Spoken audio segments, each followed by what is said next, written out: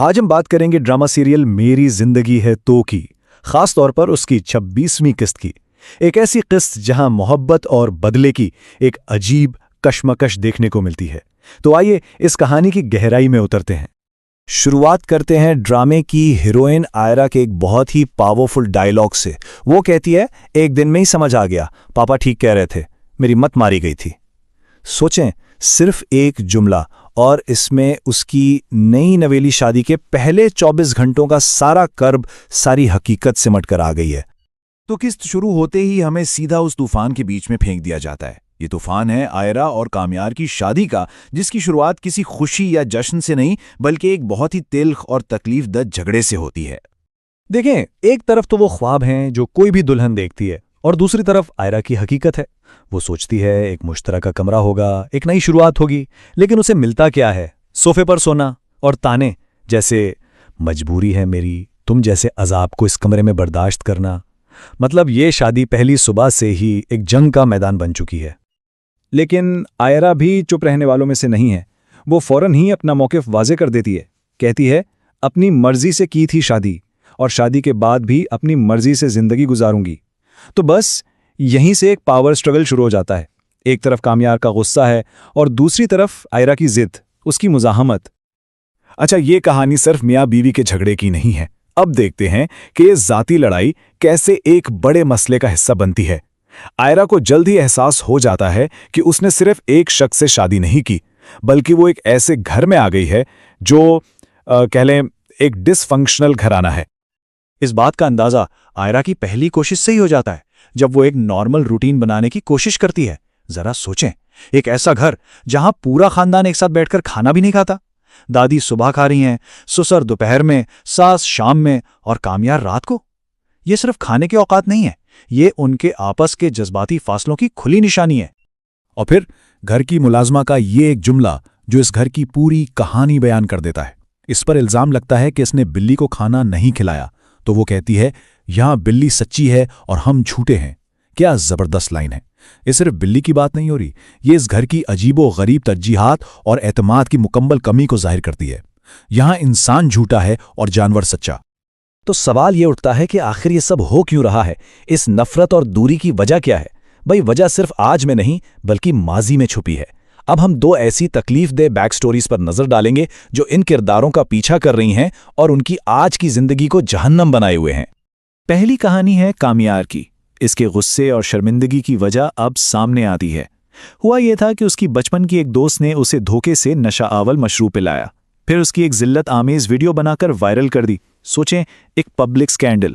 یہ صرف ایک مذاق نہیں تھا، یہ اس کی عزت نفس پر ایک حملہ تھا، ایک ایسا زخم جو آج تک ہرا ہے۔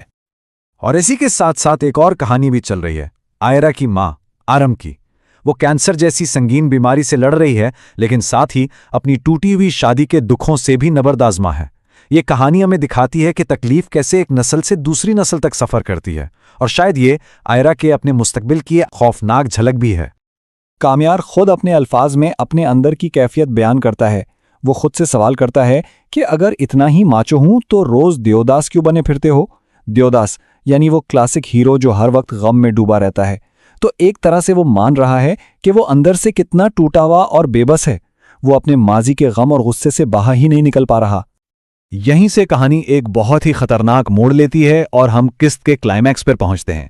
یہاں کامیار کا جو اندر کا درد ہے نا، وہ اب قابو سے باہر ہو جاتا ہے اور ایک خطرناک انتقامی کارروائی کی شکل اختیار کر لیتا ہے۔ جب درد حد سے بڑھ جائے اور غصے میں بدل جائے تو کیا ہوتا ہے؟ کامیار اب انصاف کا انتظار کرنے کے موڈ میں نہیں ہے۔ وہ قانون کو اپنے ہاتھ میں لینے کا فیصلہ کرتا ہے۔ وہ اس عورت کو ڈھونڈ نکالتا ہے جس نے اس کی ویڈیو بنائی تھی، اور پھر جو ہوتا ہے وہ ایک بہت ہی خوفناک منظر ہے جہاں ساری حدیں ٹوٹ جاتی ہیں۔ وہ اسے زبردستی اپنی گاڑی میں بٹھاتا ہے، اور اس خطرناک ڈرائیو کے دوران وہ جو کہتا ہے وہ بہت اہم ہے۔ چوٹ تو لگ چکی ہے پر زخم نہیں بھر رہا۔ اچھا لگتا ہے تمہیں اس طرح ڈرتا ہوا دیکھ کر۔ اس سے صاف پتہ چلتا ہے کہ وہ بے بس نہیں رہنا چاہتا۔ وہ چاہتا ہے کہ جو خوف، جو تکلیف اس نے محسوس کی، وہ کوئی اور بھی محسوس کرے تاکہ اسے دوبارہ طاقتور ہونے کا احساس ہو۔ تو یہاں سب سے اہم بات سمجھنے والی یہ ہے کہ کامیار کا یہ ظلم بے وجہ نہیں ہے، اس کے دماغ میں سب کچھ جڑا ہوا ہے۔ وہ کہتا ہے کہ جب میں آئرا کو دیکھتا ہوں تو مجھے وہ دن یاد آ جاتا ہے جب اس نے مجھے سب کے سامنے دھتکارا تھا۔ اس لیے اب کوئی محبت نہیں بچی۔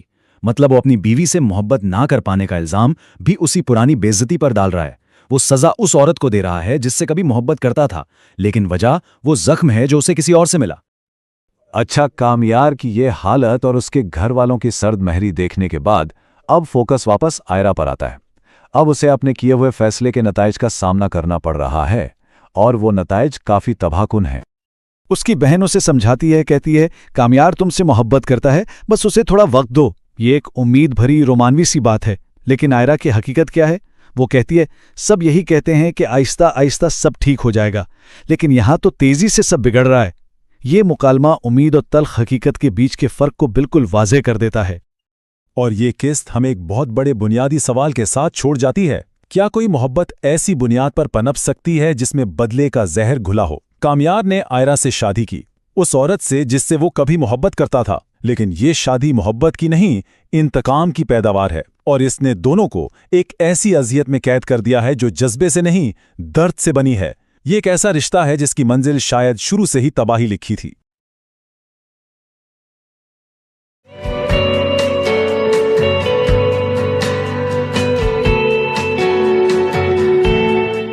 اکثر کہانیوں میں شادی ایک خوشگوار انجام ہوتی ہے، لیکن آج جس کہانی کا جائزہ لے رہے ہیں وہاں شادی سے ہی اصل طوفان شروع ہوتا ہے۔ جی بالکل۔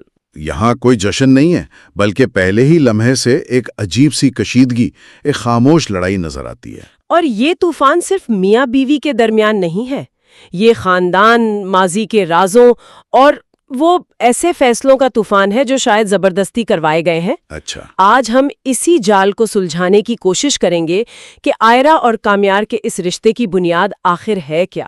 محبت ہے یا بلیک میلنگ؟ اور یہ کہ ان کے ارد گرد کے لوگ اس آگ کو بجھا رہے ہیں یا اس پر تیل ڈال رہے ہیں؟ بالکل۔ تو آئیے شروع کرتے ہیں شادی کی پہلی صبح سے، جو کسی رومانوی خواب سے زیادہ ایک یوں سمجھیں ایک ڈراؤنے خواب جیسی لگتی ہے۔ ہاں، منظر یہ ہے کہ آئرا اٹھتی ہے اور اس کا شوہر کامیار کمرے میں نہیں، باہر صوفے پر سو رہا ہے۔ یہیں سے اندازہ ہو جاتا ہے کہ کچھ بھی ٹھیک نہیں ہے۔ یہ پہلا اشارہ ہے۔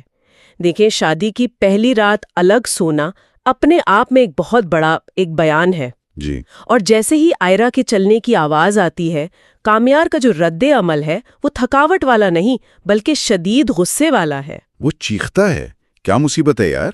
جی، یہ ظاہر کرتا ہے کہ اس کے اندر ایک لاوا پک رہا تھا جو بس پھٹنے کا بہانہ ڈھونڈ رہا تھا۔ اور وہ الزام بھی فوراً لگا دیتا ہے کہ آئرا نے اسے جذباتی طور پر بلیک میل کر کے شادی کی ہے۔ لیکن آئرا بھی کوئی کمزور کردار نہیں ہے، وہ فوراً جواب دیتی ہے۔ ہاں، وہ کہتی ہے کہ جب وہ اسپتال میں تھی تو تم خود وہاں مجنوں بن کر بیٹھے تھے۔ بالکل۔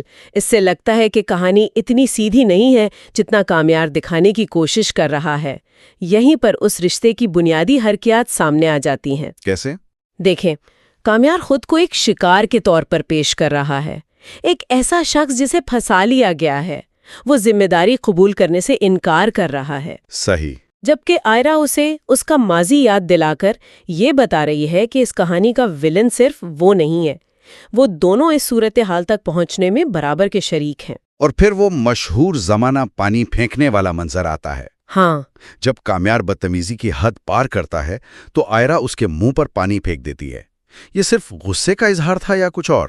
دیکھیں، یہ صرف غصے کا اظہار نہیں ہے، یہ آئرا کی طرف سے طاقت کا پہلا مظاہرہ ہے۔ اچھا، وہ خاموشی سے ظلم سہنے والی بیوی کا کردار قبول کرنے سے انکار کر رہی ہے۔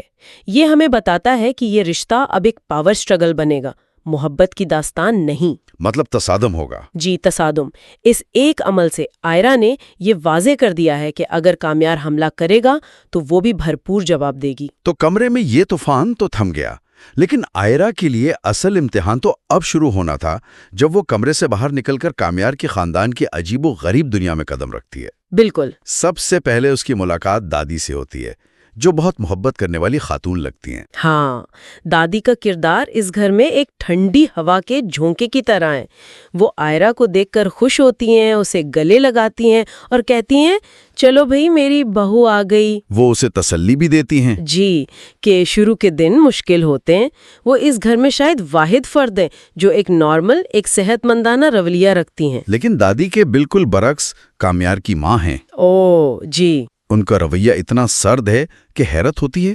وہ آئرا سے ملتی ہیں تو ان کی پہلی فکر اپنی بلی چیکو کی ہوتی ہے. ہاں کہ اس کی شکل اتری ہوئی ہے، مطلب بہو سے زیادہ انہیں بلی کی فکر ہے. یہی تو. کامیار کی ماں کا اپنی بلی چیکو کو بہو سے زیادہ اہمیت دینا صرف ایک عجیب بات نہیں ہے، یہ ایک کلاسک مثال ہے جسے ماہرین جذباتی لا تعلقی کہتے ہیں. اچھا، ایموشنل ڈیٹیچمنٹ. جی، ایموشنل ڈیٹیچمنٹ. اس گھر میں لوگ ایک دوسرے سے جڑے ہوئے نہیں ہیں بلکہ اپنی اپنی الگ دنیاؤں میں رہتے ہیں، جہاں ایک جانور کا دکھ انسان سے زیادہ اہم ہے. بالکل. اور ان کا آئرا سے یہ کہنا کہ کچھ اچھے سے تیار ہو جانا، میری سہیلیاں آ رہی ہیں، اس میں کوئی اپنائیت نہیں ہے. نہیں، بالکل نہیں. یہ آئرا کو ایک نمائشی چیز کے طور پر پیش کرنے کی تیاری ہے. اور گھر کے اس ماحول کی مزید گہرائی ہمیں ملازمہ ساجدہ کی باتوں سے پتہ چلتی ہے. جی، وہ بتاتی ہے کہ اس گھر میں کوئی ایک ساتھ کھانا نہیں کھاتا، سب کے اوقات الگ الگ ہیں. یہ کیسا خاندان ہے؟ ساجدہ کا ایک جملہ اس پورے گھرانے کی نفسیات کو بیان کر دیتا ہے. وہ کہتی ہے، یہاں بلی سچی ہے اور ہم جھوٹے. واہ! اس ایک جملے میں بہت گہرائی ہے. اس کا مطلب یہ نہیں کہ وہ لفظی طور پر جھوٹ بولتے ہیں. تو پھر کیا مطلب ہے؟ مطلب یہ کہ اس گھر میں سچائی اور حقیقی انسانی جذبات کی کوئی قدر نہیں. قدر ہے تو دکھاوے کی اور ان چیزوں کی جن سے وہ جذباتی طور پر جڑنا آسان سمجھتے ہیں، جیسے ایک بلی. تو یہ ایک ڈس فنکشنل فیملی سسٹم ہے. بہترین مثال ہے اس کی. اور اسی ماحول نے کامیار جیسے کردار کو جنم دیا ہے جو اپنے جذبات کا اظہار صرف غصے کی شکل میں کرتا ہے. پھر شام کو آتی ہیں وہ آنٹیاں جو رشتہ دار کم اور تفتیشی افسر زیادہ لگتی ہیں. ہاں، وہ تو آتے ہی شروع ہو جاتی ہیں. وہ آئرا سے ایسے سوالات کرتی ہیں جو کسی بھی نئی نویلی دلہن کو پریشان کر دیں. شادی اتنی جلدی میں کیوں ہوئی؟ سادگی سے کیوں ہوئی؟ اور انہی سوالوں کے ذریعے ہمیں اس اسکینڈل کی پہلی جھلک ملتی ہے جس کی وجہ سے یہ شادی ہوئی ہے. ہاں، ایک آنٹی ویڈیو کا ذکر کرتی ہیں، دوسری کالے جادو کا، اور پھر یہ بات بھی سامنے آتی ہے کہ کامیار کے کسی دوست نے اس کی ڈرنک میں کچھ ملایا تھا. تو مطلب کچھ بہت بڑا اور بہت غلط ہوا تھا. جی، کچھ ایسا جس نے کامیار اور اس کے خاندان کو یہ شادی کرنے پر مجبور کیا. یہ محبت کی شادی نہیں، یہ عزت بچانے کا سودا لگتا ہے. بالکل. اور جیسے ہی باتیں گہری ہونے لگتی ہیں کامیار وہاں آ جاتا ہے. ہاں، اور آئرا کو نماز کا بہانہ بنا کر بچا لیتا ہے. یہ تھوڑا عجیب نہیں؟ ایک طرف وہ اس سے نفرت کا اظہار کر رہا ہے، دوسری طرف اسے اپنی ماں کی سہیلیوں کے تانوں سے بچا رہا ہے. یہ ایک دلچسپ نقطہ ہے، لیکن میں اسے پرواہ سے زیادہ کامیار کی اپنی انا کا مسئلہ سمجھتی ہوں. اپنی انا کا؟ جی، وہ اپنی بیوی کو دوسروں کے سامنے بے عزت ہوتے نہیں دیکھ سکتا کیونکہ اس سے بالواسطہ طور پر اس کی اپنی توہین ہوتی ہے. اچھا، یہ آئرا کی حفاظت نہیں، اپنی ساکھ کی حفاظت ہے. بالکل. اگر اس کی بیوی پر سوال اٹھیں گے تو لوگ کہیں گے کہ کامیار نے کیسی لڑکی سے شادی کر لی. وہ اس عوامی تذلیل سے بچنا چاہتا ہے. صحیح. بعد میں وہ آئرا کو کہتا بھی ہے کہ ان فضول آنٹیوں سے فری مت ہونا. جی، یہ بھی اسی بات کی طرف اشارہ کرتا ہے. وہ خود بھی اس دکھاوے کی دنیا سے تنگ ہے لیکن اس سے نکلنے کا راستہ نہیں جانتا. کہانی کا دائرہ پھر گھر سے باہر نکلتا ہے اور ہم کامیار کو ایک نامعلوم عورت سے ملتے ہوئے دیکھتے ہیں. اور ان کی گفتگو سے لگتا ہے کہ ان کا ماضی بہت تلخ اور پیچیدہ رہا ہے. ہاں، کافی کشیدہ ماحول تھا. جی، کہ اسے آئرا کو دیکھ کر صرف اس کے باپ کی ہوئی بے عزتی یاد آتی ہے. وہ کہتا ہے، اتنی اسٹرانگ فیلنگ ہے، میرے دل میں اس کے لیے آج کوئی محبت نہیں بچی. یہ تو شادی کی ناکامی کا کھلم کھلا اعتراف ہے، وہ بھی شادی کے دوسرے ہی دن. بالکل. اور پھر وہ خطرناک ڈرائیونگ، وہ گاڑی ایسے چلاتا ہے جیسے اسے نہ اپنی جان کی پرواہ ہے نہ اس عورت کی. یہ صرف غصہ نہیں لگتا، یہ خود کو تباہ کرنے والی سوچ ہے نا؟ بالکل. یہ خود کو تباہ کرنے والا رویہ جسے سیلف ڈسٹرکٹیو بیہیویئر کہتے ہیں، اس بات کی علامت ہے کہ وہ شخص اندر سے مکمل طور پر ٹوٹ چکا ہے. اور اسے لگتا ہے کہ اس کی زندگی پر اس کا کوئی کنٹرول نہیں رہا. جی، وہ اپنی اندرونی افراتفری کو باہر کی دنیا میں ظاہر کر رہا ہے. اور اس عورت کا رویہ بھی غور طلب ہے. وہ تو اسے تانے دے رہی تھی.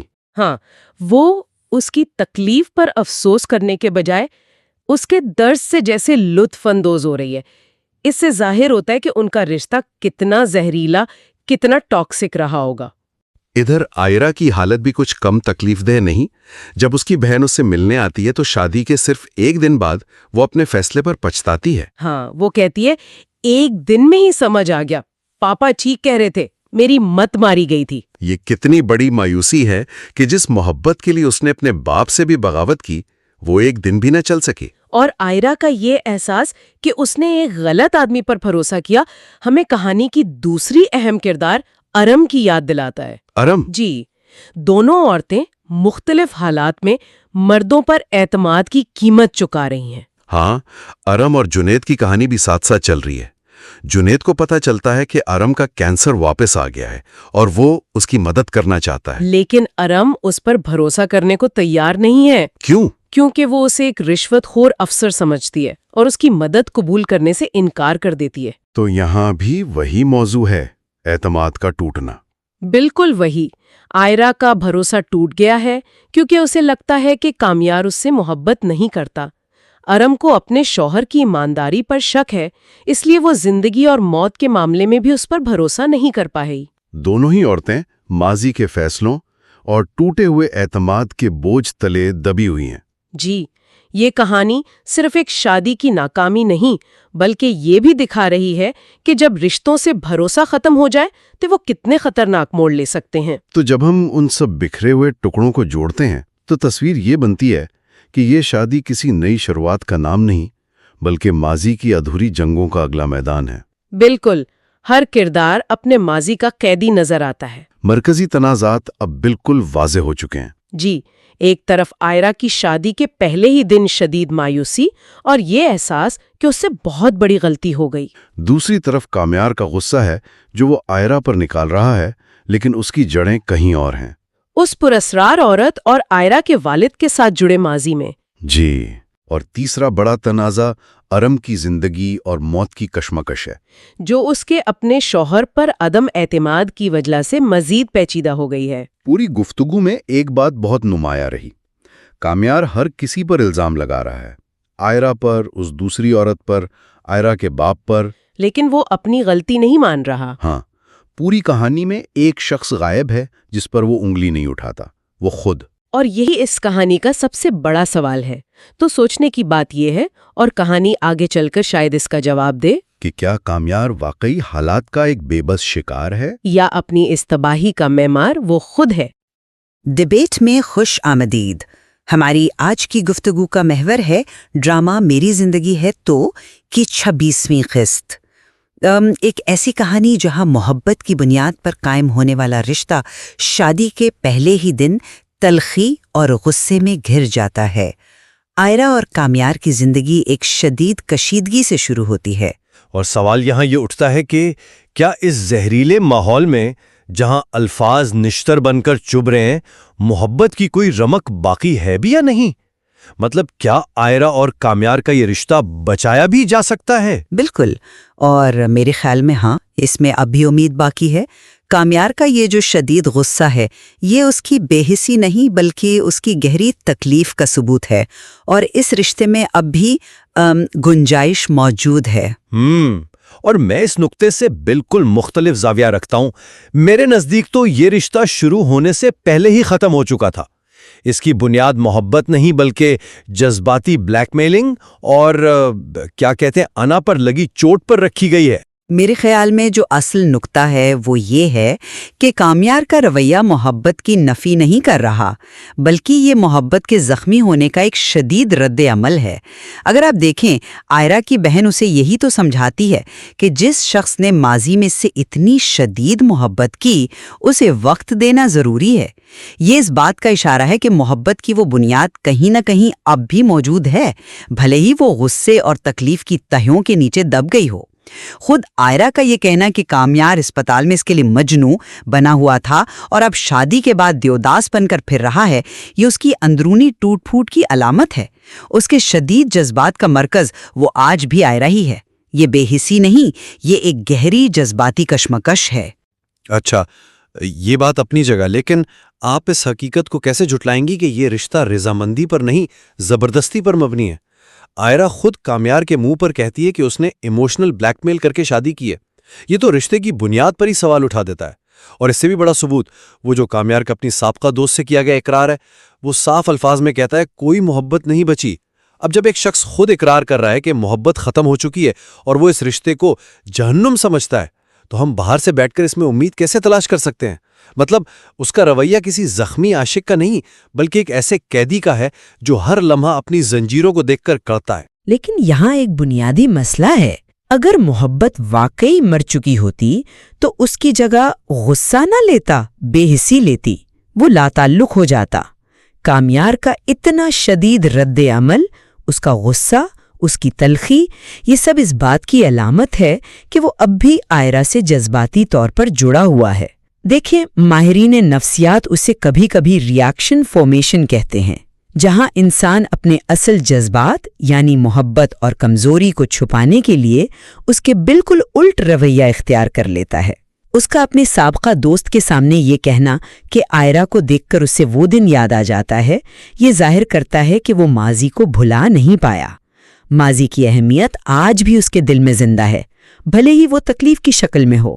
نہیں، ایک منٹ، میں آپ کی بات سے جزوی طور پر متفق ہوں کہ وہ تکلیف میں ہے، لیکن اس تکلیف کی وجہ وہ نہیں جو آپ سمجھ رہی ہیں۔ یہ محبت کا درد نہیں، یہ انا پر لگی چوٹ کا درد ہے۔ یہ نارسسسٹک انجری کا ایک کلاسک کیس ہے۔ اس کا مسئلہ یہ نہیں کہ اسے آئرہ کی محبت کھو جانے کا غم ہے، مسئلہ یہ ہے کہ اسے سب کے سامنے مسترد کیا گیا تھا، اس کی خود ساختہ عزت نفس کو ٹھیس پہنچی تھی۔ یاد کریں وہ اپنی سابقہ دوست سے کیا کہتا ہے؟ وہ کہتا ہے آئرہ کو دیکھ کر وہ نظریں یاد آ جاتی ہیں۔ کون سی نظریں؟ ظاہر ہے وہ نظریں جب آئرہ نے اسے سب کے سامنے ٹھکرا دیا تھا۔ اس کی ساری تکلیف کا مرکز وہ لمحہ ہے، محبت نہیں۔ وہ تو آئرہ سے بدلہ لے کر اپنی اس تذلیل کا مداوع کرنا چاہتا ہے۔ لیکن اگر صرف انا کا مسئلہ ہوتا اور محبت کہیں تھی ہی نہیں تو وہ اس سے شادی ہی کیوں کرتا؟ شادی تو ایک طرح سے معاشرے کی نظر میں اس کی جیت تھی، پھر یہ غصہ اور تکلیف کیوں؟ اسے تو خوش ہونا چاہیے تھا کہ اس نے اپنا بدلہ لے لیا۔ کیونکہ یہ وہ جیت نہیں جو وہ چاہتا تھا، یہ ایک کھوکھلی جیت ہے جو اسے روز اس کی تذلیل کی یاد دلاتی ہے۔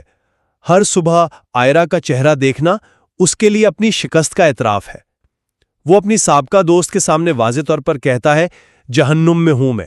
یہ محبت کی تکلیف میں جلنے والے شخص کے الفاظ نہیں ہیں، یہ ایک ایسی قید کا عذاب جھیلنے والے شخص کی چیخ ہے جہاں سے وہ فرار نہیں ہو سکتا۔ چلیں ایک لمحے کے لیے مان لیتے ہیں کہ اس کی انا مجروح ہوئی، لیکن اس رشتے کی بنیاد صرف اس کی ضد پر تو نہیں تھی۔ آئرہ نے بھی تو ایک قدم اٹھایا تھا، ہے نا؟ جیسا کہ اس کی بہن یاد دلاتی ہے، اس نے بھی ساری دنیا سے لڑ کر اس سے شادی کی ہے۔ یہ یک طرفہ دباؤ نہیں تھا۔ اس کا مطلب ہے کہ آئرہ کی طرف سے بھی ایک مضبوط جذبہ موجود تھا جو اسے اس انتہائی قدم تک لے آیا۔ دونوں نے شدید جذباتی حالات میں فیصلہ کیا، لیکن اس فیصلے کے پیچھے ایک مشترکہ تاریخ اور گہرے جذبات تھے جسے ہم صرف ایموشنل بلیک میلنگ کہہ کر مسترد نہیں کر سکتے۔ یہاں میں آپ کو روکوں گا۔ آپ آئرہ کے جس مضبوط جذبے کی بات کر رہی ہیں وہ شادی کے پہلے ہی دن بھاپ بن کر اڑ گیا۔ وہ اپنی بہن سے فون پر کیا کہتی ہے؟ پاپا ٹھیک کہہ رہے تھے، میری مت ماری گئی تھی۔ یہ الفاظ اس کے فوری اور شدید پچھتاوے کو ظاہر کرتے ہیں۔ ایک مضبوط بنیاد پہلے ہی دن نہیں ڈگمگاتی۔ اس نے ایک جذباتی، لمحاتی فیصلے کے تحت شادی کی، لیکن جیسے ہی حقیقت کا سامنا ہوا اسے اپنی سنگین غلطی کا احساس ہو گیا۔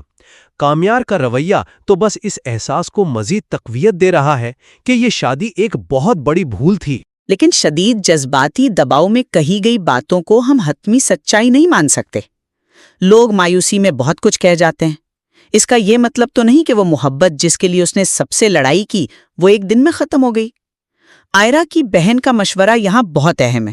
وہ کہتی ہے آہستہ آہستہ سب ٹھیک ہو جائے گا، اور اسے قدم آگے بڑھانے کا کہتی ہے۔